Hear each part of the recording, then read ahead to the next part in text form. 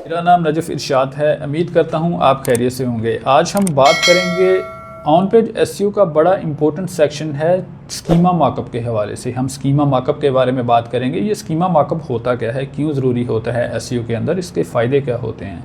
Basically schema markup को structure data भी कहते हैं। स्ट्रक्चर डाटा या स्कीमा मार्कअप बेसिकली HTML का एक कोड होता है जो हम अपनी किसी वेबसाइट के पेज के अंदर या किसी पोस्ट के अंदर पुट करते हैं। अब इस HTML के कोड के अंदर हम एडिशनल इन्फॉर्मेशन प्रोवाइड कर रहे होते हैं। किसको? गूगल को। हम गूगल को एडिशनल इन्फॉर्मेशन देते हैं अपने उस पेज के बारे में या अपनी उस पोस्ट के बारे में।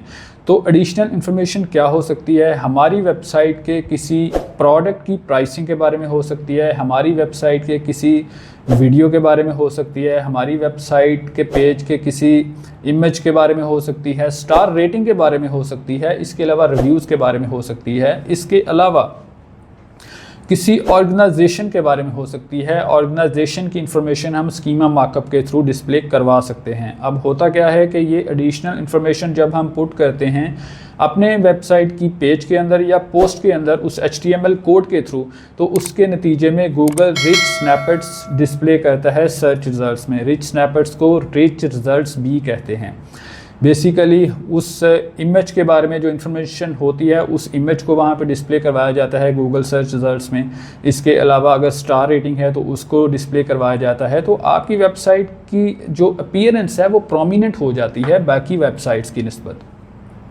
तो यहाँ पे होता क्या है कि जब एडिशनल इन्फॉर्मेशन गूगल को हम देते हैं तो वो उसको रिच स्नैपेट्स के थ्रू डिस्प्ले करवाता है। रिच स्नैपेट्स डिस्प्ले करवाता है या इसको रिच रिजल्ट्स भी कहते हैं।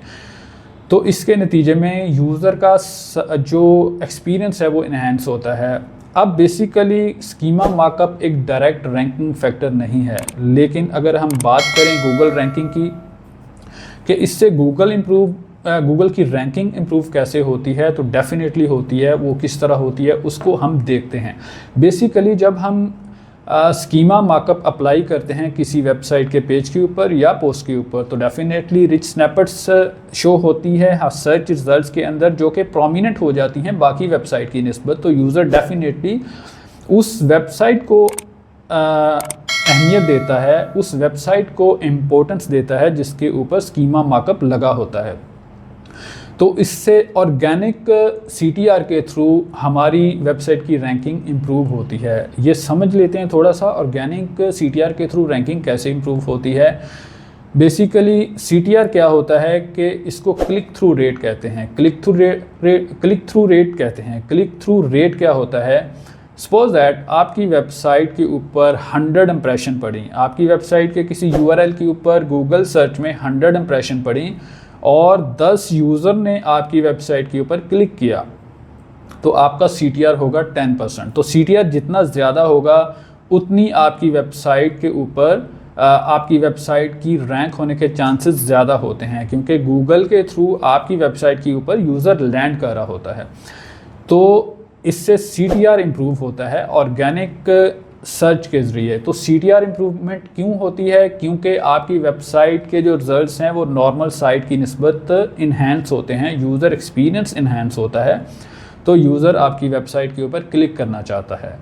अगर आज की वीडियो आपको अच्छी लगी हो तो वीडियो को लाइक ज़रूर कर दीजिए, शेयर कर दीजिए और चैनल को सब्सक्राइब कर दीजिए। अल्लाह हाफिज़।